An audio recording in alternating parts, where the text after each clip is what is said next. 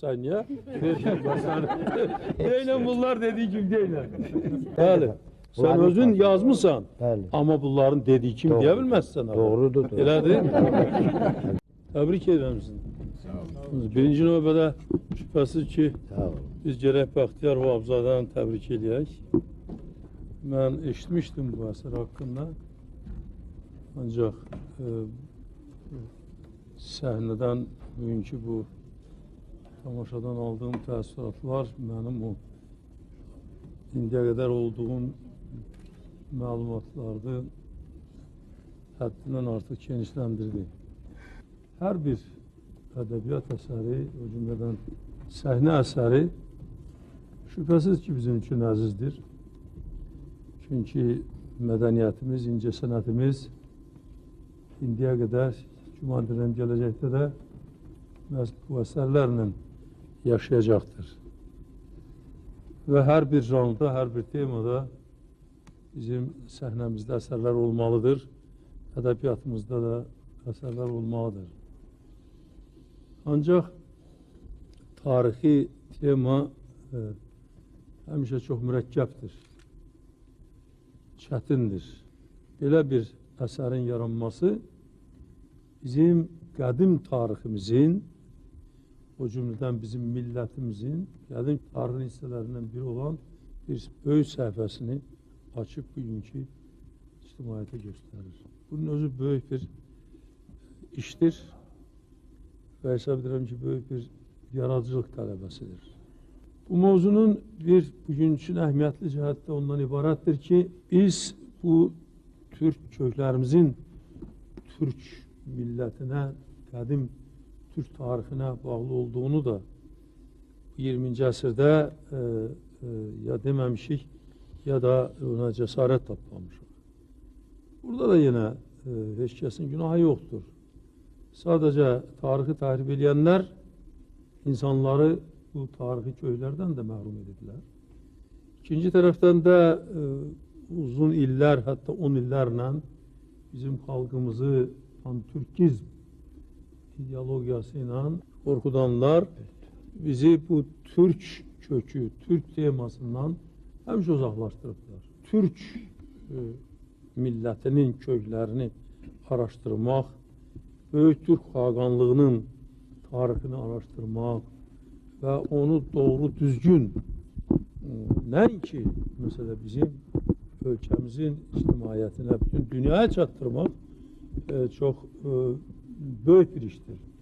Görürsünüz, indi bu əsəri siz ifa etdiniz, biz də tamaşa etdik və mən görürdüm, siz ifaçılar da həyəcan keçirdirdiniz. Biz də elə salonda oturmuşduq bu işə çox həyəcanla, yəni bu sizin bütün bu bugünkü səhnədə ifa etdiyiniz bütün bu əsərə böyük həyəcanla qulaq asırdıq və gördünüz ki, salonda oturanlar da çox həyəcanlıydılar.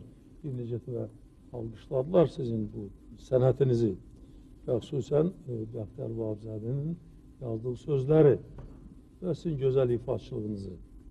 Çox şeyləri bu günləri gördüm, çox şeyləri xatırladım və bəzən bilmədiyim şeyləri öyrəndim və xüsusən bizim böyük sənət ustaları, səhnə ustalarının gözəl ifalarından şübhəsiz ki, faydalandım. Siz bunu gözəl yarattınız, amma sizin kimi sənət ustaları olmasaydı, sizin kimi teatr ustaları olmasaydı, sizin kimi bizim gözəl aktyorlarımız olmasaydı, belə trup olmasaydı, Bəxtiyar Vahabzadənin yazdığı şeylər kitabda qalacaqdı, jurnalda qalacaqdı, kitabxanalarda qalacaqdı. Bəzən bunların ifasında mən öz sözlərimin gözəlliyini başa düşürəm. Bəli, bəli. Sən özün yazmışsan, bəli. Amma bunların dediği kim deyə bilməzsən. Doğrudur. Elədir. Bunların intonasiyası ilə, bəli, sözün təsiri onun bir mənasındadır şübhəsiz ki. Bir də onun necə ifa olunmasındadır. Əlbəttə. Yenə də deyirəm, Bəxtiyar Vahabzadənin özünü çıxartırsan, niyə? Deyilən bunlar dediği gibi deyilən. Heç bunun 90%, 10%'ni də deyə bilməz. Yəni deyəcək, hamısını deyəcək. Amma oturanlar bu təsir almayacaq. Rejisörümüz hardadır bizim ağaç. Onu orada. Rejisör Çok güzel.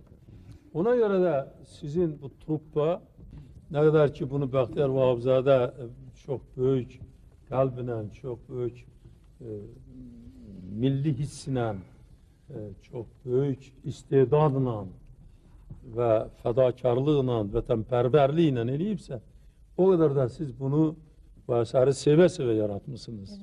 Sevə-sevə yaratmışsınız. Ben biraz bu aktörlük sənətinin o daxili hissəsini bilirəm azdan çoxdan. Düzdür, sənətşünas deyiləm. Ancaq bilirəm. Eğer aktörün sinəsinə düşməsə, onu qətiyyən mümkün deyil. Onun ifası süni olacaktır. Ona göre de burada Bəxtiyar Vahabzadənin əsəri ilə rejissorun ve bütün truppanın bu qarmoniyası bu əsəri bu günləri biz gördüğümüz kimi meydana çıxartdı.